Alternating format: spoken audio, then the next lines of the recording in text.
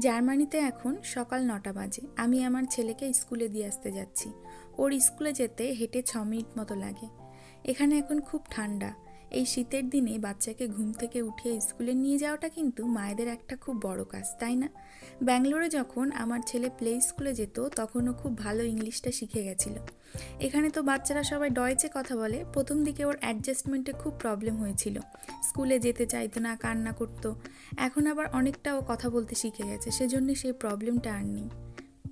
৯টার সময় স্কুলে যাচ্ছে আর ৩টের সময় গিয়ে আমি ওকে স্কুল থেকে নিয়ে আসি। ওর স্কুল খরচাটা ওর বাবার অফিস থেকে কভার করে। শুধু খাওয়ার জন্য মাসে ৯,০০০ টাকা করে আমাদেরকে দিতে হয়। এই স্কুলটা ৬ বছরের নিচের বাচ্চাদের জন্য। ৩ বছর এখানে বেসিক শেখানোর পর ৬ বছর বয়স থেকে স্ট্যান্ডার্ড 1। সকাল ৯টা, দুপুর ১২টা, দুপুর ২:৩০ এই ৩ টাইম ওদের স্কুলে খেতে দেয়। ফাইনালি স্কুলে পৌঁছে গেলাম। এই যে স্কুলটা।